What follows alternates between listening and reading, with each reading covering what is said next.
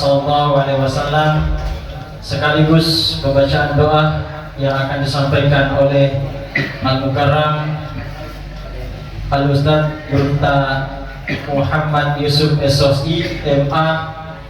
Beliau adalah Ketua Tahfiziyah Pengurus Cabang Nahdlatul Ulama Kabupaten Sidrap, Provinsi Sulawesi Selatan.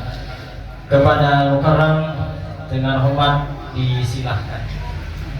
Bismillahirrahmanirrahim. Assalamualaikum warahmatullahi wabarakatuh. Peristiwa Isra dan Mi'raj yang selalu kita kaitkan dengan perintah pelaksanaan sholat, sebenarnya tidak sepenuhnya perintah sholat berawal dari peristiwa Isra dan Mi'raj. Kenapa? Karena Nabi yang diutus sebelum Rasulullah itu sudah memerintahkan sholat. Yang pertama Nabi Ibrahim, doanya Rabbana liyuqimas sholat faja'al af'idatan minan nasi tahwi ilaihi. Itu sudah sholat. Kemudian Nabi Isa juga memerintahkan sholat. Kemudian Nabi Zakaria sholat di dalam mihrab. Maryam juga sholat di dalam mihrabnya. Ketika Nabi Zakaria di dalam Al-Quran disebutkan wa huwa qaimun yusalli bil mihrab. Ketika Nabi Zakaria berdiri sholat di dalam mihrabnya, kemudian dia berdoa, Rabbi habli min ladunka zurriyatan thayyibatan innaka sami'ud du'a. Berarti sudah ada sholat sebelum Nabi melaksanakan Isra dan Mi'raj. Itu satu. Yang kedua, Rasulullah dari Makkatul Mukarramah itu tidak langsung ke Masjidil Aqsa. Tidak. Rasulullah dari Mekah itu dibawa ke Madinah, sehingga sholat di Madinah 2 rakaat, berarti sudah sholat. Setelah sholat, Nabi bertanya kepada Jibril, tempat apa ini ya Jibril? Malaikat Jibril mengatakan, ya Rasulullah, kalau engkau akan berhijrah di sini.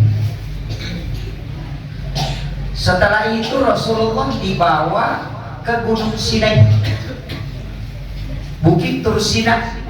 Kemudian Rasulullah disuruh sholat, dan dia sholat 2 rakaat. Selesai sholat, Rasul bertanya, tempat apa ini Jibril? Kemudian malaikat Jibril mengatakan, disinilah Nabi Musa berbicara langsung dengan Allah. Wa qallamallahu Musa taklima. Setelah itu Nabi dibawa ke sebelah selatan Masjidil Aqsa, di sekitar 15 km. Itu tempat disebut dengan Baitul Lahmi. Kemudian Nabi disuruh sholat di situ. Selesai sholat 2 rakaat, Rasulullah bertanya, tempat apa ini Jibril? Kemudian malaikat Jibril mengatakan, disinilah Isa bin Maryam dilahirkan. Setelah itu baru dibawa ke Masjidil Aqsa. Di Masjidil Aqsa Nabi menjadi imam.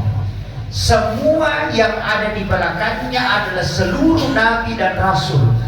Ada 2 orang yang tidak meninggal yang ikut. Yang pertama adalah Nabi Allah Isa alaihissalam. Nabi Isa itu tidak meninggal, makanya dia diangkat ke langit. Nanti di akhir zaman turun. Ya, Rasulullah sudah mengatakan, yati di akhir zaman yang ummati la taqumus sa'ata asara ayatin, tidak akan terjadi kiamat kecuali terjadi 10 tanda. Salah satunya adalah yanzilu Isa bin Maryam min manaratil bayda fi yaumil jum'ah. Pada hari Jumat Nabi Isa akan turun dari manaratil bayda. Ini Manaratil Bayda, ulama sudah ada mengatakan bahwa menara ini sudah dibangun, ada mengatakan belum, dan itu jelas hadisnya. Yanzilu Isa bin Maryam min Manaratil Bayda fi yaumil jum'ah. Maka dia turun sholat Jumat karena memang Nabi Isa meminta untuk menjadi umatnya Rasulullah hanya karena ingin sholat Jumat, dan itu dikabulkan. Saya tidak bahas ke situ dulu. Yang kita mau bahas ini perjalanan dulu. Makanya Rasulullah ketika sholat di Masjidil Aqsa dan dia menjadi imam, itu sudah isyarat bahwa Rasulullah adalah imamnya para nabi. Kemudian selesai sholat di Masjidil Aqsa, Nabi baru kan, makanya subhanalladzi asra bi 'abdihi lailan minal masjidil haram ilal masjidil aqsa. Aqsa itu adalah tempat terakhirnya, tapi tempat awalnya di Mekah. Namun dalam perjalanan itu tidak langsung, tapi dia melakukan perjalanan siksa. Kenapa perjalanan itu sehingga di tempat-tempat khusus? Karena di tempat itu ada berkah yang diturunkan oleh Allah. Di Gunung Sinai itu ada berkah karena Nabi Musa di situ menerima wahyu. Kemudian di Baitul Lahmi itu ada berkah karena di Baitul Lahmi lahir Nabi Isa. Kemudian juga di Masjidil Aqsa itu berkah, di Nuriyahu sebenarnya di situ diberkahi sekelilingnya. Tapi ayat berikutnya subhanalladzi asra bi 'abdihi lailan minal masjidil haram ilal masjidil aqsa. Ayat berikutnya alladzi barakna haulahu linuriyahu. Ada kalimat kuncinya min ayatina. Di situ tidak ada istilah perintah sholat. Jadi Nabi diundang itu untuk Isra Mi'raj sebenarnya linuriyahu min ayatina, untuk memperlihatkan tanda-tanda kebesaran Allah. Jadi bukan sholat dulu. Sholat ini cuma oleh-oleh Pak. Cuma, tapi memang begitu ya. Setiap orang yang selalu ditanyakan oleh-olehnya. Kalau dari Malaysia, apa yang dia bawa? Milo. Kalau itu, kalau orang dari sini ke Malaysia yang ditanyakan ya baje, kan begitu. Iya. Kalau orang dari tanah suci melaksanakan ibadah umrah yang ditanyakan apa yang dia bawa? Saya sama, kan begitu. Iya, cila, tasbih, air samsam, selalu oleh-olehnya. Makanya bapak-bapak, ibu-ibu kalau pergi jauh pulang usahakan bawa oleh-oleh, karena itu yang ditanyakan orang. Makanya ini yang paling utama. Makanya Rasulullah oleh-olehnya sebenarnya Rasulullah itu sholat. Jadi bukan itu tujuan utamanya dipanggil, hanya linuriyahu min ayatina. Kenapa? Ini saya harus jelaskan sedikit supaya bisa kita pahami sederhana. Begini, semua nabi sebelum Rasulullah kecuali Nabi Adam tidak pernah ada yang menginjakkan kaki di surga. Satu, semua nabi hanya diceritakan antara surga dan neraka, tidak pernah ada yang melihat langsung. Makanya Nabi disebut linuriyahu min ayatina, untuk memperlihatkan, bukan menceritakan. Coba, Nabi Musa itu hanya mendengarkan kalam Allah, tapi dia tidak melihat Allah, tapi Nabi ketemu langsung. Makanya linuriyahu, kan begitu. Jadi kalau orang pernah diceritakan dengan pernah melihat langsung, itu beda. Jadi Rasulullah, semua nabi kan diberitakan tentang langit, tapi dia kan tidak sampai ke situ. Kecuali nanti kan perjalanannya, Nabi Adam langit pertama, langit kedua Nabi Isa dengan Nabi Yahya, kemudian langit ketiga Nabi Yusuf, langit keempat Nabi Idris, langit kelima Nabi Yahya, Nabi Harun, kemudian naik ke 6 Nabi Musa, naik ke 7 Nabi Ibrahim. Kan begitu. Jadi penghuni langit itu kan ada. Nabi Adam ini ketika Nabi meninggalkan Masjidil Aqsa, naik, itu sudah Mi'raj, naik ke atas. Rasulullah itu kan ketemu Nabi Adam. Kenapa Rasul ketemu Nabi Adam? Nabi Adam itu dari surga turun ke bumi. Nabi dari bumi mau naik ke surga. Salah satu yang harus didatangi orang yang pernah ke sana. Kan begitu. Jadi kalau mau pergi ke Jakarta, tanya orang yang pernah ke Jakarta. Temui dulu orang. Makanya pejabat sebenarnya itu penting.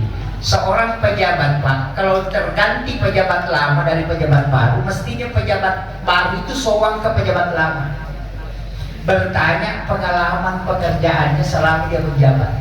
Itu sunnah Nabi. jangan justru tidak ketemu. Yang kedua, Nabi dikasih tahu, jangan sampai kau sudah di surga lupa kembali ke bumi. Kan begitu ya, makanya kita dikasih tahu, Pak, siapa tahu sudah kaya lupa ketemu dengan orang miskin. Jangan, itu bahaya. Ada kan orang kalau sudah jadi pejabat lupa ketemu dengan orang miskin, selalu hanya jalan putar-putar, tapi dia tidak ketemu dengan orang di bawah. Ini hikmahnya nih. Nanti cuma saya tidak bahas semua, bahaya kalau ini. Kan kadang-kadang orang begitu, kalau sudah kaya apa namanya OKB ya, orang kaya baru, wah itu bahaya. Biar jalannya itu biasa tidak lurus, beko-beko itu, wah ini yang bahaya ini, yang OKB. Atau baru-baru hijrah, oh itu bahaya juga. Ya, orang yang baru-baru hijrah itu langsung kafir, masuk neraka, musyrik, dosa besar, tidak selamat, oh itu bahaya. Kan ada begitu, Pak. Artinya orang baru Islam, ya sudah lama sebenarnya dia syahadat, cuma baru dia merasakan, oh diriku ini baru Islam ini, baru sholat berapa hari langsung semangatnya kuat, Pak. Memang begitu. Cuma karena semangat langsung menyalahkan orang. Tapi ulama kita mengatakan, apapun yang baru orang masuki pasti semangat. Orang baru pintar naik sepeda, Pak, pasti balap-balap. Iya, orang baru pintar bawa motor, itu biasa kalau disuruh belanja dekat, dia putar ke sana karena dia mau naik motor. Ya, begitu. Orang punya mobil baru, Pak, biar tidak ini jalan saja. Kalau hujan, pokoknya biar hujan, bawa mobil baru. Tapi nanti kalau lama-lama dia tidak sih keluar dan lain, capek mencuci. Ya, itu sudah. Jadi makanya semangat itu selalu muncul di awal-awal. Ya. Tapi ini harus dikontrol. Saya kembali sedikit dulu ya. Subhanalladzi asra bi abdihi. Di situ kenapa tidak mengatakan asra bi Muhammadin? Tidak juga mengatakan asra bi Rasulin. Padahal tidak salah kalau mengatakan asra bi Muhammadin, memperjalankan Muhammad. Atau dia mengatakan asra bi Rasulin, Maha Suci Allah yang memperjalankan Rasulnya. Kan tidak salah. Apa masalah? Kan tidak ada. Tapi kenapa dia mengatakan subhanalladzi asra bi abdihi? Dia pakai hambanya. Nah, ini ada hikmah di sini. Di sini ada ilmu tarekat di sini masuk. Kenapa dia mengatakan bi abdihi? Bahwa semua orang bisa diperjalankan ketika dia menjadi hamba. Itu saja. Jadi jangan katakan hanya Rasulullah yang bisa jalan, diperjalankan oleh Allah. Tidak. Semua hamba itu bisa diperjalankan. Makanya tidak menggunakan kalimat asra bi Muhammadin atau asra bi Rasulin. Saya kasih tahu, Pak, ada nabi yang diisrakan tapi tidak dimi'rajkan. Ada juga nabi yang dimi'rajkan tapi tidak diisrakan. Nabi Isa itu dimi'rajkan tapi tidak isra. Ya, Nabi Isa itu kan langsung diangkat ke langit tapi tidak diisrakan. Isra itu kan perjalanan malam, diperjalankan di malam hari. Tapi ada nabi yang diisrakan tapi tidak dimi'rajkan, itu Nabi Musa. Rasulullah itu isra sekaligus mi'raj. Jadi perjalanan malam. Makanya kan dikatakan diperjalankan, itu jam 4 di belakang. Kalau dia berputar hanya 24 jam kalau dia berputar. Tapi kalau Pak Imam kasih turun dia putar bisa sampai 100 kali. Iya. Kalau normalnya menurut akal sehat dia tidak bisa berputar dalam 24 jam, itu hanya 24 jam, tidak boleh lewat. Kalau dia berputar terus berarti itu jam gila. Tapi kalau Pak Imam yang kasih turun kemudian dia putar, dia 1000 kali bisa sampai pagi. Makanya orang Arab menganggap Nabi itu gila karena dia pakai ukuran otak normal. Kan begitu? Coba. Tapi apakah bisa? Sebenarnya bisa, Pak. Sekarang bisa. Bapak Ibu sekarang bisa mi'raj, Isra, bisa Isra. Bagaimana caranya, Pak Ustaz? Gampang. Kalau kita mau ke Makkah sekarang, gampang. Ambil handphone, video call ke sana, langsung bisa. Iya. Saya mau tanya, video call itu pakai apa? Itu pakai BlackBerry. Cahaya yang ditemukan kan baru 5. Infrared, Bluetooth, BlackBerry, black hole, dan hologram. Black hole itu kan sensor hitam. Sensor hitam itu kalau kita mau masuk ke mall itu kan ada kaca itu, kaca pintu mall. Sama di bandara, yang tidak didorong lagi, baru berdiri itu sensor. Itu sudah terbuka, Pak. Pintu surga kemungkinan begitu nanti. Orang yang sholat langsung dia buka. Iya. Iya. Kemudian yang kedua, kita kalau di bandara yang internasional itu, kalau kerangka sudah tidak dibuka toh. Cuma kita kasih begini tangan, air itu sudah mengalir. Itu kan sensorik. Rasulullah kenapa ketika dia meluruskan jarinya begini kemudian keluar air, itu salah satu mukjizat Al-Quran, mukjizat Nabi. Dan itu sekarang sudah dibongkar, Pak. Kita masuk ke BlackBerry. BlackBerry ini karena orang mengatakan handphone, bukan handphone. BlackBerry itu adalah gelombang suara dirubah menjadi gelombang cahaya, dan gelombang cahaya dirubah kembali menjadi gelombang suara. Karena orang yang di bulan tidak bisa bicara orang di bumi, harus menggunakan gelombang suara dirubah ke gelombang cahaya untuk melewati atmosfer. Lewat atmosfer dirubah lagi menjadi gelombang suara. Itulah yang dipakai handphone ketika kita pakai HP yang video call. Kalau kita mau bongkar itu HP, apa isinya? Cuma besi. Tapi kenapa bisa ada gambar, ada suara di dalam? Coba-coba. Dan itu pernah terjadi di masa Khalifah Umar bin Khattab. Ketika dia sementara khutbah di atas mimbar, dia teriak, "Ya sadar jemaah." Coba. Ada rasa lari kalau ke bulu, lari ke gunung, lari ke gunung. Dia begitu, lari ke gunung. Padahal dia khutbah Jumat di atas mimbar. Sementara khutbah, baru dia teriak, lari ke gunung, lari ke gunung, lari ke gunung. Baru dia lanjutkan khutbahnya. Semua jemaahnya itu kaget. Kita di dalam masjid disuruh lari ke gunung. Apa hubungannya? Baru diam, tidak ada yang tegur. Tidak ada juga yang beritahu kenapa dia mengatakan lari ke gunung. Pas tiba waktu asar, pasukan yang diutus itu 3 hari yang lalu sudah tiba. Apa katanya? Engkau menyelamatkan kami, Umar. Sekiranya kau tidak suruh kami lari ke gunung, maka kami semua sudah meninggal dikepung musuh. Dan jarak dari gunung itu sampai ke Umar itu 200 km. Pertanyaannya, suara apa yang dipakai Umar sehingga bisa sampai dengan jarak 200 km? Dan telinga apa yang dipakai orang di sana sehingga dia bisa dengar? Handphone di masa Umar itu sudah ada. Cuma bukan handphone kayak kita. Itulah yang dipakai ulama, disebut dengan sambungan kalbu. Disebut kalau dalam ilmu hakikat adalah ruh idhofi. Sederhana, Pak. Ruh idhofi kan diangkat kalau kita tidur. Kalau saya mau tanya, kalau orang bermimpi, Pak, dia melihat dirinya ke Jakarta, mata apa yang dipakai melihat padahal dia tertutup matanya? Coba kaji. Orang bermimpi kan melihat, dia lihat dirinya di Jakarta belanja, padahal matanya tertutup. Mata apa yang dia pakai melihat? Itu pandangan idhofi. Dari sinilah ada istilah dikabatin, ada istilah letumi menolak betul. Aja mulaku dimulai. Itu kan istilah. Tapi saya tidak bahas itu. Jangan langsung sampai ke sana. Itu bahaya bro. Langsung dipanggil itu jangan. Kemudian, ya saya tidak bahas dulu bahasa Bugis, bahaya kalau.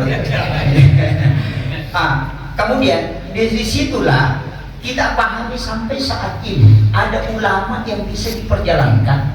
Dia sholat Jumat di Mekah, padahal dia tinggal di Jawa. Itu semak Mas. Kenapa bisa ketahuan? Ketika dia wafat, datang orang Arab cari dia. Dia mengatakan, orang ini sudah 3 bulan saya tidak sholat Jumat sama-sama di Mekah. Dia datang ke Indonesia mencari, cuma dia punya fotonya. Ketika diperlihatkan, dia bilang itu sudah meninggal 3 bulan yang lalu. Dia menangis. Dia mengatakan dia adalah waliullah. Saya setiap sholat Jumat sama-sama beliau di Mekah. Itu hamba. Guru tak di sini ada Kalimantan yang sangat masyhur, Ki Haji Muhammad Said Abdul Ghani, guru sepupu Martapura. Orang ini bukan orang sembarang, Pak. Dan kewalian beliau itu sangat masyhur. Dan dia punya makam sangat tinggi. Imam Masjidil Aqsa tahun 2010 mengakui bahwa beliau datang memberi bantuan di Masjidil Aqsa, padahal beliau sudah wafat. Itu waliullah. Kenapa? Karena dia tidak wafat. Guru sekumpul itu tidak wafat. Yang kau sudah meninggal Ustaz. Oh enggak, Allah yang bilang sesungguhnya para wali-wali Allah tidak mati di sisi Allah. Cuma dia pindah Pak. Ruhnya orang-orang waliullah itu tidak mati Pak. Bahkan dia bisa memberi rezeki. Ya kan? Makanya guru Taqi Abdul Rahman Abu Dali almarhum al-Maghfurlah sudah meninggal, tapi dia masih datang mengajar muridnya di Kendari. Saya ketemu langsung. Apa yang dia bilang? Guru tak itu duduk di hadapan saya mengajarkan kitab yang dia berikan. Padahal dia sudah mati 3 tahun lagi. Bisa Pak Ustaz? Bisa Pak. Bisa. Alam kewalian itu begitu. Yang kita mengatakan mati justru jasadnya. Gitu loh. Ruhnya orang itu kalau sudah lepas dengan jasad itu kan hadis seperti burung di dalam sangkar. Ketika dia meninggal, burungnya lepas dari sangkar, maka dia bisa berkeliling kemana saja dia mau pergi. Itulah makamnya para wali-wali Allah. Cuma kalau kita langsung bilang setan atau apa itu karena takut. Wah ini sudah jinnya ini sudah nunya ini sudah ini. Itu enggak. Kita saja sebenarnya Pak bisa berada di 2 tempat dalam satu waktu. Ketika kita bermimpi di Jakarta, berarti sebenarnya kita berada di Jakarta, tapi jasad kita ada di rumah. Coba kaji. Nah, ini kalau nanti pusing kalau lagi masuk lagi, saya stop sampai di situ dulu. Bahaya kalau lewat situ. Makanya kan ada ruh idhafi, ada ruhul kadim, ada ruhul hayat. Kalau idhafi itu diangkat ketika tidur, makanya doa itu bismika Allahumma ahya wa bismika amut. Kalau bangun alhamdulillahilladzi ba'dama amatana wa ilaihi nusur. Terima kasih banyak ya Allah, kau kembalikan kehidupanku setelah engkau mematikan aku. Kemudian orang mati suri itu disebut dengan ruhul qadim. Ketika orang meninggal itu disebut dengan ruhul hayat. Makanya kan ada 3 ruh. Makanya tahap pencabutan nyawa itu kan dari ujung kaki ke lutut, dari lutut ke pusat, dari pusat sampai ke kerongkongan. Itu kan 3 tahap. Tidak kan dikasih ada jasad, ada rahasia, ada nafas. Maka dari Masya Allah. Kan? Sini kan? Sini. Enggak, sini kan? Ini Pak Dewan ini datang. Sahabat-sahabat Masya Allah.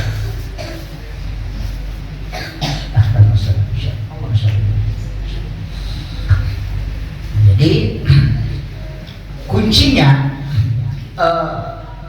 sebenarnya dalam Islam ini itu sudah dibuka oleh ulama kita dari dulu. Kita kan makanya kalau orang bisa mengatakan nafas, watakale, ruh, rahasia.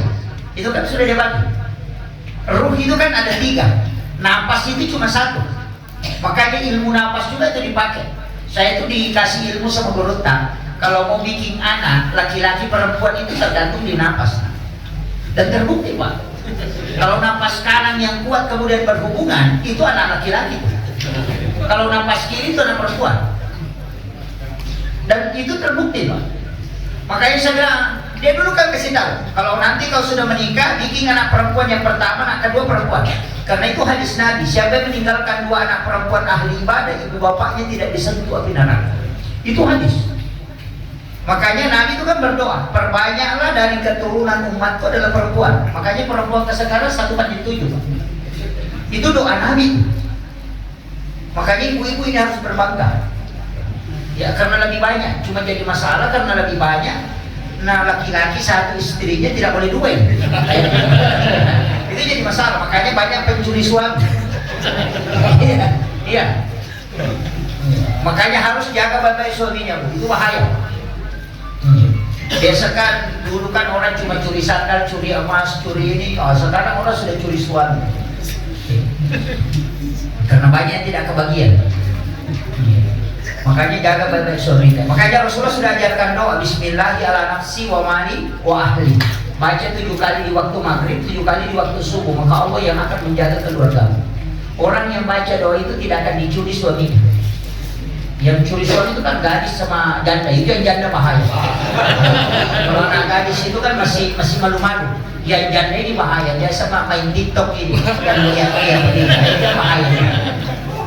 Masuk di kamar itu baru nak kuping dia, itu bahaya. Dia biasa curi suami itu. akhirnya baca doa itu, Bismillahi ala nafsi wa mali wa ahli. Itu doa pendek diajarkan Nabi. Jadi anak-anak kita, harta kita dan keluarga kita itu Allah yang jaga. Jadi Bismillahi ala nafsi wa mali wa ahli. Sudah dihafal Bu? Hafal Bu ya? Ah, iya. Itu pendek sekali doanya itu. Kemudian saya tidak usah bahas, kita lanjut saja. Subhanalladzi asra bi 'abdihi lailan minal masjidil haram ilal masjidil aqsa, dari masjid ke masjid. Apa maknanya? Minal masjidil haram ilal masjidil aqsa. Orang yang mau berangkat mestinya berawal dari ibadah menuju ibadah. Ini nanti kan ada istilahnya sepenjata petung. Di situ juga kunci.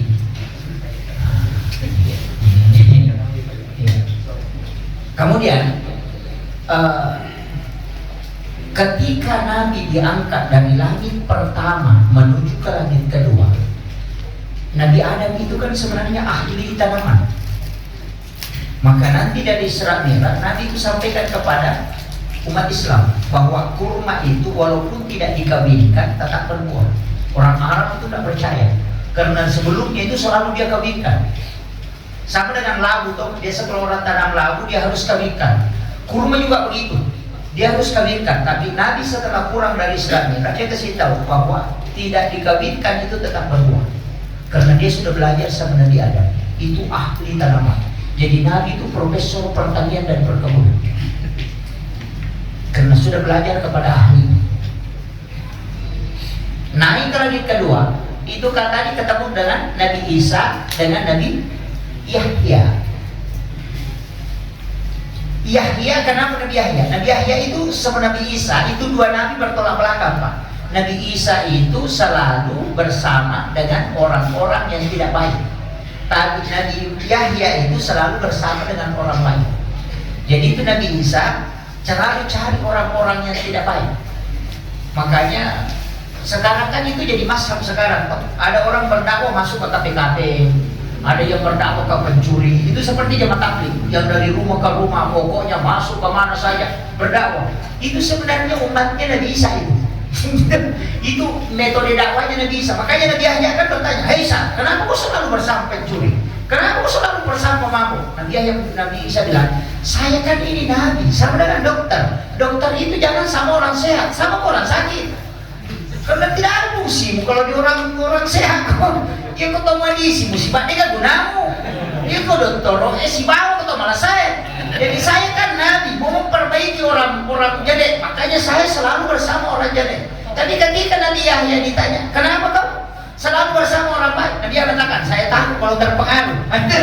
Kan begitu. Makanya ustaz itu ada dua Pak. Ada ustaz berani masuk ke KP, ada ustaz juga tidak berani masuk. Baru dilihat, oh serang. Begitu. Karena itu dua mazhab dalam agama. Jadi Bapak Ibu sekalian, jangan coba menghina ulama kita yang masuk di KPKP itu. Karena ada begitu, oh ini berdakwah di dalam kami, berdakwah di dalam diskotik, berdakwah di Semarang, oh jangan. Itu sudah umatnya Rasulullah itu. Kadang-kadang kita cuma mengatakan, wah masuk ini pasti ada orang psikotnya. Dia itu sudah terlatih. Kalau kita yang masih ya bahaya. Itu ya, ini. Kemudian naik lagi. Rasulullah kita tidak harus ambil semua, karena dari sini kan Nabi belajar. Begini, saya mau tanya, cari sejarahnya Nabi Yahya itu hampir tidak ada. Bahkan Al-Quran hanya menyebutkan berapa kali. Hanya ketika Nabi Zakaria berdoa baru dikasih. Tapi kenapa Nabi ketemu Nabi Yahya? Kenapa? Karena Nabi Yahya itu adalah Nabi harapan. Zakaria itu sudah 100 tahun umurnya, istrinya 80 tahun. Dia sudah berhenti haid, tapi karena dia sholat meminta dikasih anak. Yang pusing Pak dokter, perempuan 80 tahun hamil itu dokternya pusing. Ini coba masuk akal kira. Wanita sudah berhenti haid tapi dia hamil. Ya kok ke kampung tanam ke makundai 20 tahun umur dan kampung masih ada dokter. Kan begitu. Tapi kenapa dia bisa hamil? Padahal istrinya sudah berhenti haid. Karena dia mengatakan bahwa apapun yang kau minta dalam sholat, menurut manusia mustahil, menurut Allah tidak. Itu Nabi yang penuh harapan. Makanya dia ketemu dengan sini. Kemudian naik ke atas, ketemu dengan Nabi Musa. Nanti pulangnya kita ceritakan Musa, karena Nabi Musa ini kan yang sabotase Nabi. Naik ke atas lagi ketemu Nabi Ibrahim. Yang dibawanya Nabi Musa kan Harun. Harun ini kan pengawalnya Nabi Musa untuk ketemu, tapi Harun ini orang hebat, Pak. Kalau dia bicara langsung orang, pokoknya kalau dia bicara langsung meyakinkan orang. Ini Nabi Harun. Makanya Nabi itu hebat, dia berdiplomasi karena dia sudah belajar kepada ahli diplomasi. Kalau ahli logika itu Nabi Ibrahim. Itu kan sudah ada semua. Makanya Nabi itu sebenarnya ahli tanaman, kemudian ahli tulisan, ahli manajerial karena ketemu Nabi Yusuf itu bendahara negara. Kemudian sudah ahli kesehatan ketemu Nabi Isa. Nabi Isa itu menghidupkan orang mati. Dokter kita mematikan orang hidup. Iya, dia sudah ketemu sama Nabi Isa. Makanya nanti dalam sholat, gerakan sholat kan itu ada semua hikmahnya. Bagaimana ketika takbir, bagaimana ketika bersedekah, apa penilaiannya ruku. Cuma saya malas bahas itu, Pak. Karena saya takut kalau jamaah sholat hanya gara-gara itu dulu Allahu Akbar. Karena mau cari kesehatan. Nanti kalau yoga lebih bagus, nanti dia pindah ke yoga, dia tidak sholat. Itu makanya saya bilang tidak usah sholat gara-gara itu. Kan banyak sholat begitu sekarang. Puasa karena ingin diet. Sedekah supaya bisa viral. Secara langsung kalau jadi imam, Allahu Akbar. Padahal dia secara langsung, itu jadi masalah. Sopir saja bawa mobil kalau dia pakai HP, kadang kita kaget-kaget. Apalagi sopir ke hari kemudian ini. Makanya kalau ada imam yang secara langsung biasa saya tegur itu, jauh itu HP. Ya, bahaya itu, Pak. Sholat. Allahu Akbar. Padahal dia punya HP di depan. Itu hati-hati. Imam itu tidak sembarang. Jangan katakan habis Quran baru ini, jangan. Kalau saya tidak, agama itu tidak boleh dipelintir-pelintir. Ini kalau ingin memperlihatkan suara, ya rekam saja baru, tapi jangan dalam sholat. Sama dengan imam itu yang terlalu melakukan suratul Fatihah dalam sholat, Imam Syafi'i itu tidak membolehkan. Tidak boleh. Yang banyak itu Imam Syafi'i tidak membolehkan. Dia mengatakan kasih hanya bacaan ketika kau sholat, kecuali dalam tilawah tidak masalah. Tapi kalau dalam sholat jangan sekali-kali. Itu bahaya, karena bisa membatalkan sholat. Fatihah itu kan wajib. Memperindah bacaan penting, tapi melewati batas bacaan itu tidak boleh. Ini teguran untuk kita. Makanya saya tidak mau jadi imam, karena saya selamat. Sama dengan imam yang pendek bacaannya, Pak, saya selalu mengatakan tidak ada imam yang ditegur oleh Nabi karena pendek sholatnya. Yang ditegur yang panjang. Karena imam itu kalau ada tidak panjang bacaannya, saya tidak pernah marah. Kenapa? Karena Nabi tegur yang panjang. Tidak ada sanadnya imam ditegur itu karena pendek, hanya ditegur karena panjang. Makanya imam jangan mentang-mentang hafal Quran baru panjang-panjang, banyak jadi masalah. Kadang orang sudah begini lututnya itu sudah begini. Begitu. Ini penting. Kemudian Nabi naik ke langit ke-7. Dari langit ke-7 itu kan Jibril sudah mengatakan, Muhammad, ini sudah lain. Muhammad, saya bisa sampai di sini. Saya tidak bisa lewat dari tempat ini. Dan Rasulullah mengatakan, tidak Jibril, kau mendampingi saya mulai dari Mekah sampai ke langit. Saya tidak mau terpisah dengan engkau. Dampingi aku naik ketemu dengan Allah. Jibril mengatakan, saya tidak mampu.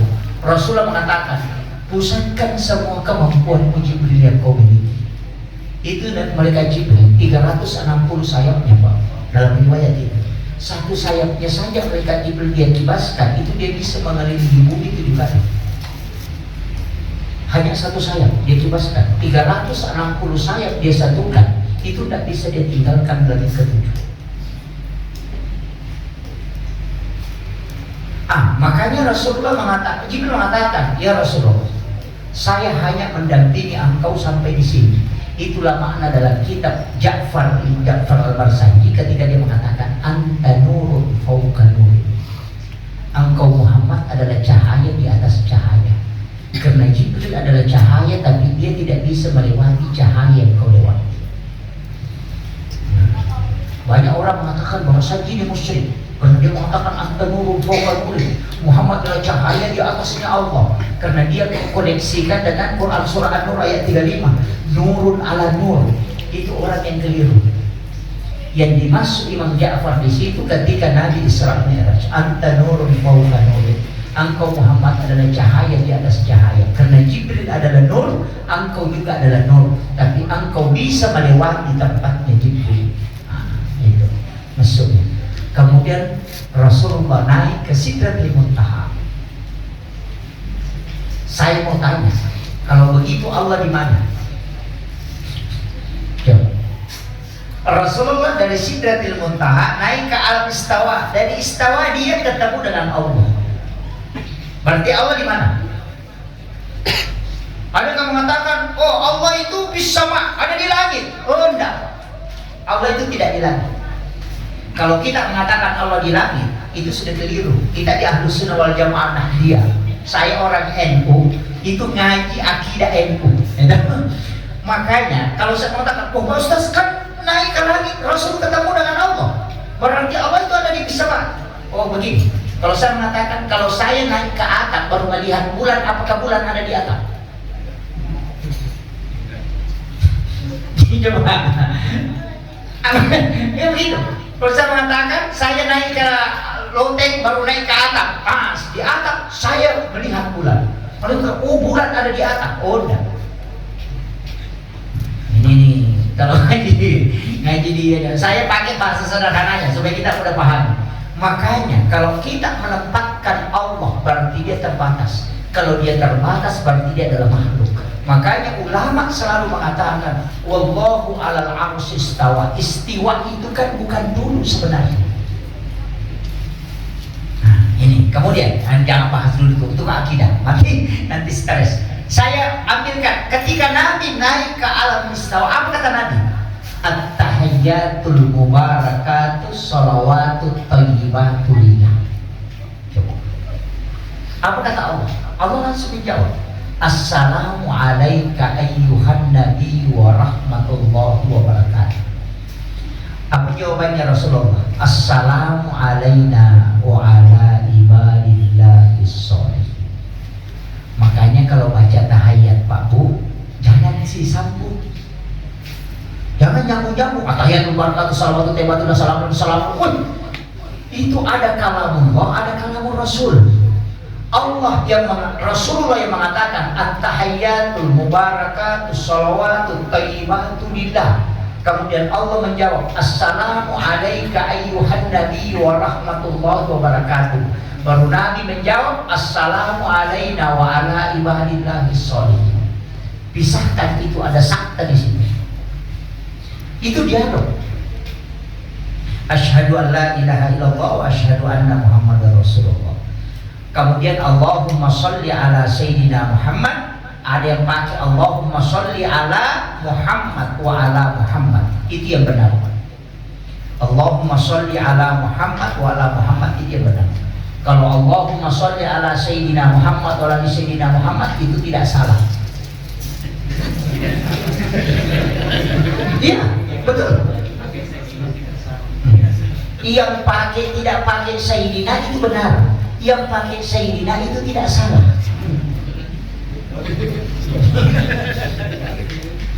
Dan inilah yang masuk dalam rukun qauli di dalam sholat. Jadi yang masuk rukun qauli itu Allahu Akbar, Fatihah, tahiyyat, di dalamnya ada sholawat dan syahadat, kemudian salam ke kanan. Itu harus terlafazkan, tidak boleh tidak. Kalau dia tidak terlafazkan, dinas sau-sau, istilahnya tidak bunyi, maka sholat mutlak tidak sah. Itu 4 mazhab fikih, Syafi'i, Maliki, Hanafi, Ahmad bin Hanbal. Ini penting. Banyak orang salah Allahu Akbar. Allahu Akbar. Apa yang kau baca? Itu harus terlafazkan itu. Yang Fatihah, takbiratul ihram, Fatihah, kemudian tahiyat akhir yang rukun qauli itu mulai tahiyat itu sampai syahadat sholawat. Tapi yang wajib di dalamnya menurut ulama kita itu cuma syahadat dengan salawat yang di tahiyat itu. kemudian salam. Makanya bacaan yang wajib dalam sholat Pak cuma 5. Allahu Akbar, Fatihah, syahadat, sholawat, syahadat, sholawat, dan salam. Hanya 5 tuh. Coba. Yang bacaan ini bacaan. Makanya kalau ada orang bilang saya tidak sholat Pak Ustaz karena saya tidak hafal bacaan sholat. Masa kau tidak hafal ini yang 5? Allahu Akbar, Fatihah, syahadat, salawat, salam. Kau tidak hafal itu? Mati saja kalau tidak hafal. Iya. Saking gampangnya. Yang wajib kan begini, niat masuk dalam rukun sholat, kemudian berdiri bagi yang mampu menghadap ke kiblat. Itu kan bukan bacaan, hanya gerakan. Kemudian takbiratul ihram, membaca Allahu Akbar. Kemudian doa kita kan sunnah. Kalau kau tidak baca Allahu Akbar kabir atau Allahu baik-baik, sholatmu tetap sah. Kemudian Fatihah, ini yang wajib. Adapun kalau kita berjamaah, sudah ada yang tidak mewajibkan. Imam Malik sudah tidak mewajibkan karena dia mengatakan qiraatul imam, qiraatul makmum. Apa yang dibaca imam itu juga untuk makmum. Makanya kalau sudah mengatakan makmuman, berarti kau sudah ikut ke imam. Imam yang bacakan. Imam Syafi'i mengatakan tidak. La sholata liman la yaqra bi fatihatil kitab. Tidak ada sholat bagi orang yang tidak membaca Fatihah. Coba. Makanya berdebat. Imam Malik mengatakan kalau imam sudah baca kau sudah ikut. Imam Syafi'i bilang kalau imam baca kau harus baca juga. Kan begitu. Mana yang diikuti Pak Ustaz? Kita kan. Kenapa saya mengatakan Ustaz itu Pak seperti penjual saja di warung. Kita Ustaz itu ada namanya hukum, ada sikap hukum. Hukum itu adalah semua pendapat ulama tentang satu masalah. Sikap hukum adalah mengambil satu yang kita yakini lebih benar menurut kita, tapi jangan salahkan yang lain. Sama kalau masuk warung, kalau ada ikan, ada kepiting, ada udang, kalau kau suka makan kepiting, makan kepiting, tapi jangan salahkan orang yang makan udang. Kan begitu. Yang muncul kan sekarang banyak pendapatnya saja dia nggak benar, yang lain semua salah. Ini kan yang muncul sekarang. Karena dia pakai sikap hukum dalam berdakwah, bukan hukum Islam dalam berdakwah. Nah itu Pak, nggak boleh istilahnya begini. Seakan-akan dia yang punya agama, dia yang monopoli agama. Nggak boleh. Agama ini milik Allah dan Rasulnya, milik para ulama, bukan milik kita. Kalau milik kita ya tafsirkan sesuai keinginan kita. Itu yang bahaya Pak. Makanya banyak sekarang langsung pakai Al-Quran. Kembali ke Al-Quran dan Sunnah. Padahal dia pakai Quran. Kembali ke Al-Quran. Tidak usah pakai ulama. Dia tidak boleh pakai mazhab Syafi'i. Tapi dia mengatakan disahihkan oleh Albani sama suku. Apa Albani adalah Rasulullah? Bukan Pak. Kalau kau mengatakan disahihkan Albani, berarti kau kembali juga ke ulama. Kan begitu. Ini yang bahaya sekarang. Menikah, tidak boleh jangan pakai mazhab Syafi'i. Jangan pakai ini. Harus kembali kepada Al-Quran dan Sunnah. Suruh kembali ke Al-Quran dan Sunnah. Padahal Al-Quran dia baca, dari mana barisnya? Dari mana titiknya? Dari Abu Aswad Ad-Duali. Ulama juga itu. Kan begitu. Ini yang banyak sekarang. Tapi tidak ada di Barong. Cuma di sana Pak. Ini sudah jam 10.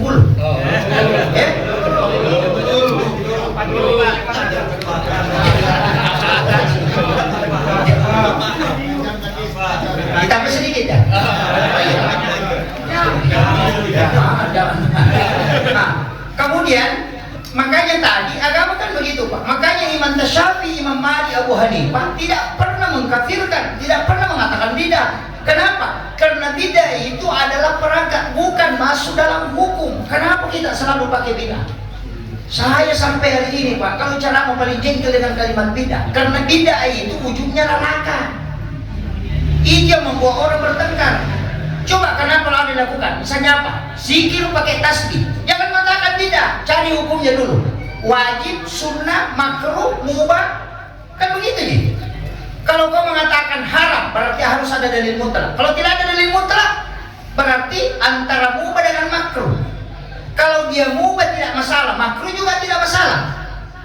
Tidak ada neraka ujungnya. Tapi kalau kau mengatakan bidah, pasti neraka ujungnya. Masa orang sudah salam baru jabat tangan dikatakan bid'ah, berarti masuk neraka? Masa orang sudah sholat masuk neraka? Ini juga jadi masalah. Salaman masuk neraka. Nah Nabi mengatakan orang yang salaman itu dosanya berguguran sebelum dia melepaskan tangannya. Kan begitu. Kalau orang Bugis salaman keadaan kepalanya begini, keadaan begini. Kita bisa lihat tuh. Majaman mau. Kenapa? Karena dia bilang, tuh si garu-garu, minta kena tanah. Kan begitu. Kalau di depannya tuh tuh mereka cocok kan sebenarnya dari situ. Saya maafkan engkau dari semua pikiran jahat. Saya maafkan engkau dari kalbumu yang pernah jengkel sama kamu. Kan makruh dia letakkan itu sebagai tafaul. Dia mengatakan itu juga tidak, karena dia tidak paham. Ini yang tapi tidak ada di sini, dah. Dia kan mengatakan bahwa salaman sudah sholat itu bid'ah, tapi melihat HP tidak bid'ah, ini jadi masalah. Ini makanya saya kasih tahu bahwa dalam agama ini dikembalikan ke hukum itu, Pak. Tidak usah ambil bilang ini bid'ah, langsung saja apakah haram, makruh atau mubah atau sunnah atau wajib. Itu saja, sudah tidak bertengkar orang. Ulama dulu dari situ pakai itu, makanya tidak pernah bertengkar. Yang sekarang selalu pakai itu. Kalau berbeda langsung bid'ah, sunnah, bid'ah, sunnah. Ini jadi masalah. Itu jadi makanya Syafi'i tidak pernah berbeda pendapat, tidak pernah berselisih ketika berbeda pendapat. Kenapa? Karena dia pakai hukum. Tapi terus terang saya sampaikan bahwa cara meruntuhkan Islam, persatuan Islam memang harus pakai bid'ah. Karena Indonesia tidak bisa diruntuhkan dengan Sunni Syiah, tidak bisa. Islam Indonesia tidak bisa hancur kalau Sunni Syiah, karena Sunni Syiah tidak besar di Indonesia. Yang besar itu kan di Iran. Makanya Iran itu dijatuhkan dengan Sunni Syiah. Dipertemukan dalam dua ini baru disokong siapa belakangnya. Itu negara Eropa yang sokong senjata, Islam yang dikasih ketemu dengan Islam. Makanya Islam yang berperang sesama Islam dengan alasan Sunni dengan Syiah. Padahal sama-sama takbirnya, sama-sama sholatnya, sama-sama azannya, sama-sama di masjid, wudunya juga sama-sama. Hanya karena perbedaan pendapat sedikit langsung dibetulkan. Di Indonesia, kalau mau dijatuhkan Indonesia, Pak, harus hilangkan NU dengan Muhammadiyah. Karena kalau ada kacau orang NU di Barau, langsung isu dia, ulama sepuhnya Kalimantan langsung bilang, diam saja. Muhammadiyah juga begitu, Pak. Kalau ada anak Muhammadiyah nakal di Barau, pimpinannya saja Muhammadiyah wilayah ke situ bilang, diam kau, langsung diam. Makanya kalau ada kekacauan kecil di bawah, pimpinan saja yang langsung bilang diam, maka dia diam. Kalau di Arab itu tidak. Kalau kacau di sini suruh diam, siapa yang mau suruh diam? Karena tidak ada ikatannya. Makanya Indonesia akan runtuh ketika hilang dua organisasi. Ini yang orang tidak paham, Pak. Syria itu berapa ulama, ribuan, hafal Quran, hafal hadis. Tapi karena tidak ada organisasinya, maka mudah dihancurkan. Kalau Indonesia ini susah, makanya salah satu cara masuk ke Indonesia untuk hancurkan pakai istilah bid'ah. Ini yang banyak orang tidak paham. Dan inilah serangan sekarang ada di Indonesia. Makanya kita sebenarnya datang ke sini berkumpul, saya tuh selalu mengatakan, selalu mengingatkan kepentingan negara itu. Pokoknya kalau ada orang naik menjadi politikus, satu kuncinya, Pak, kalau mau pergi mencoblos, sholat sunnah istihara. Nanti di hari kemudian akan tidak pertanggungjawabkan di hadapan Allah. Kan kenapa kau pilih itu? Saya sudah sholat. Itu yang terbaik dalam kalbuku, kau selamat masuk. Kenapa kau pilih itu? Ada sarungnya. Sudah selamat.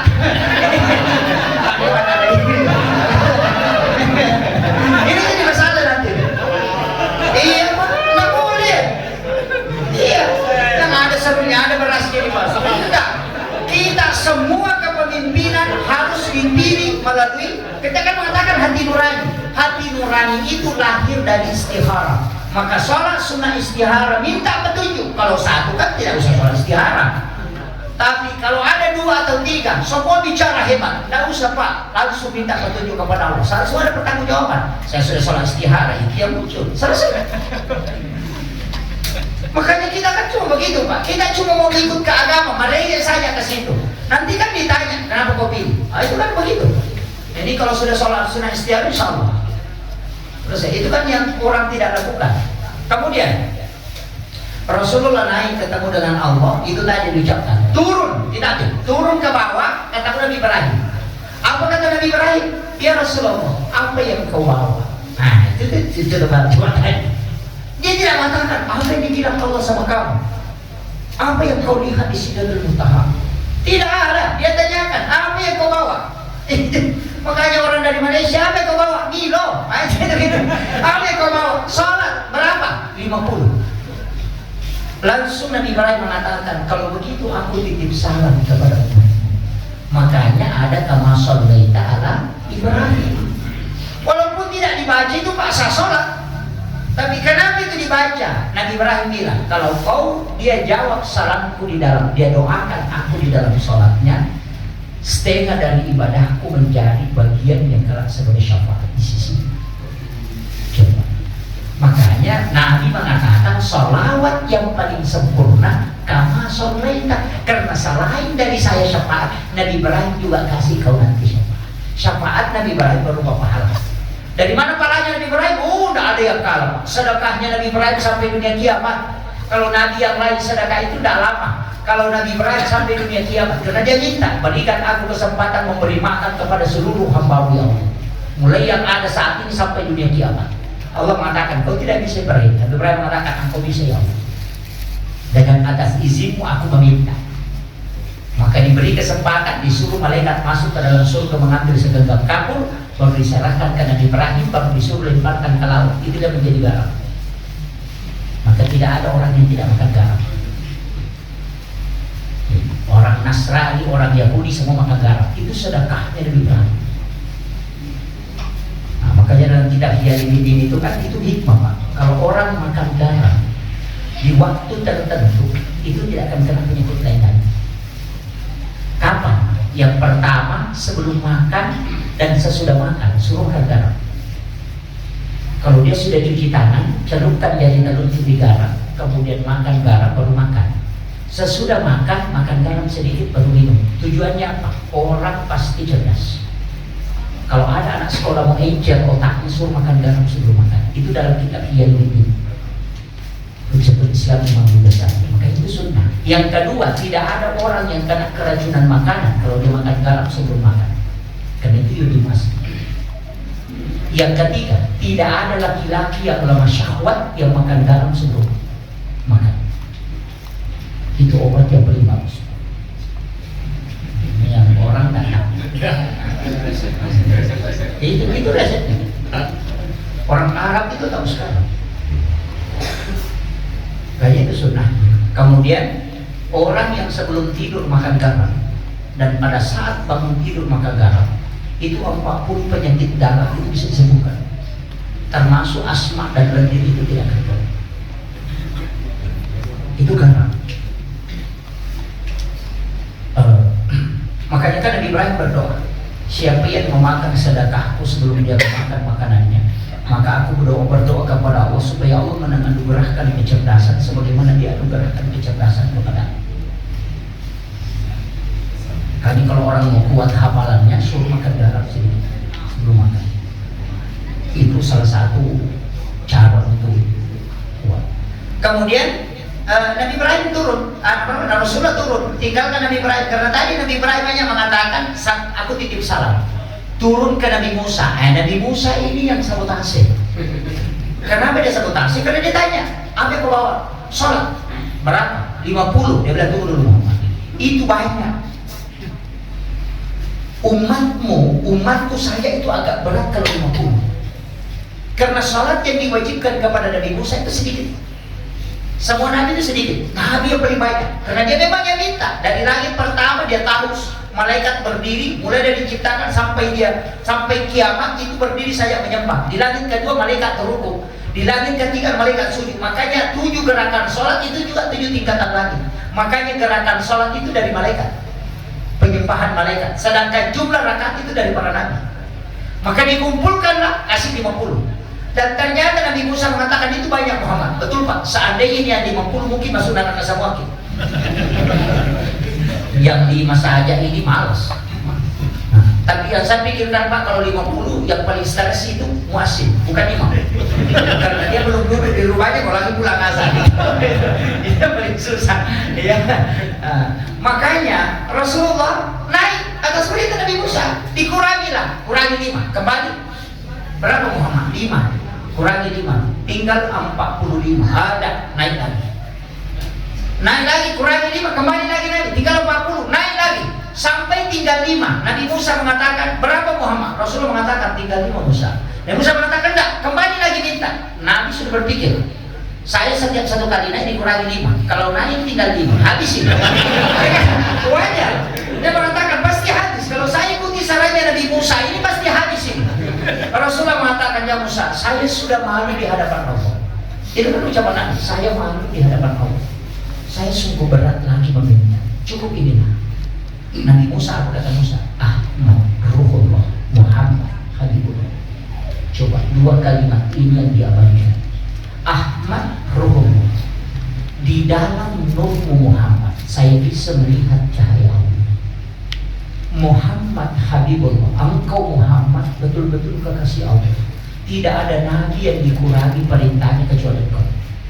Kami dikasih perintah sholat, kami lakukan, tidak pernah ditawar. Kau menawar dari 50 menjadi 5. Betul-betul kau kekasih Allah. Kemudian kenapa dia mengatakan Ahmad Ruhullah? Karena Nabi Musa tidak pernah melihat wajah Allah, hanya mendengarkan kalam Allah.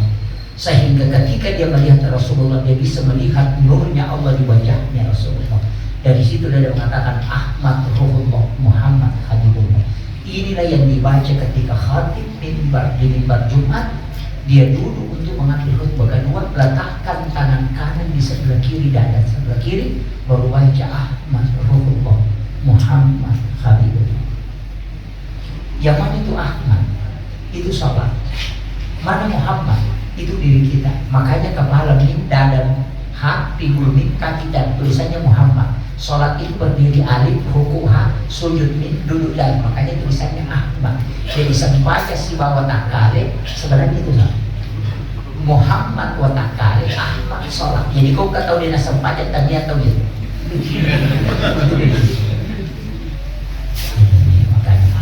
Ini sudah setengah 11 Pak. Ini yang penting saya sampaikan. Insya Allah nanti kita lanjutkan, mudah-mudahan nanti subuh ya ada jadwal. Jadi insya Allah saya bahas sampai di sini, tapi satu kunci yang ingin saya kasih. Kalau mulai dari pertama tidak ada kita ambil, satu hal yang harus kita ambil. Kuncinya saya sampaikan, usahakan jangan sekali-kali tinggalkan sholat. Karena satu-satunya ibadah yang tidak bisa diduakan tak cuma sholat. Dan tidak ada bilang ditawar. Maksudnya ditawar, kalau puasa tidak bisa puasa, bisa fidyah. Kalau haji tidak bisa dilakukan, bisa badal haji. Seakan anak kita boleh membayarkan. Tapi kalau sholat tidak bisa. Orang puasa nonton TV itu tidak batal puasa, tapi kalau dia sholat nonton TV pasti batal. Satu-satunya ibadah yang total, mulai jiwa, ruh, diri dengan ingatan dan gerakan itu tidak terikat sama dengan sholat. Dan satu-satunya ibadah yang tidak diantar tapi dijemput langsung adalah sholat. Makanya tidak boleh diwakilkan. Haji boleh diwakilkan, puasa boleh diwakilkan. Namanya kalau puasa ketika anak kita puasakan, ketika kita meninggal tidak selesai puasa bisa dibawa. Kalau sholat tidak bisa. Seandainya sholat bisa diwakilkan Pak Ena, udah apa ini teman kalau omongan ini bukan jigo cicak, itu tidak boleh. Makanya kalau ada penjahat tetap harus sholat. Maka daripada mana Ustaz saya sampaikan. Pak Boto nggak Ustaz ya sepanjang. Pas semusamu nggak Ustaz tetap sholat. Kenapa? Kalau kau penjahat baru tidak sholat, 2 kesalahan. Pasti makan malaikat tidak mencium mimah ini. Dia tuh orang melanggar, dia tuh nadi sampai. Iya. Tapi kalau kau sholat walaupun kau berdosa, malaikat akan bilang engkau tetap mengaku sebagai hamba walaupun kau berdosa besar. Jadi iman ini lapor. Makanya sholat itu pengambil 2 timbangan. Karena kalau orang mengaji itu ditambah pahalanya, pahala kebaikannya bertambah, tapi dosanya tidak dihapus. Tapi kalau orang sholat, selain dosa dihapus, pahala juga ditambah, derajat juga diangkat. Satu-satunya ibadah yang menggabungkan 3 keutamaan hanya sholat. Selain itu tidak. Akhirul kalam, wallahul muwaffiq ila aqwamit thoriq. Assalamualaikum warahmatullahi wabarakatuh.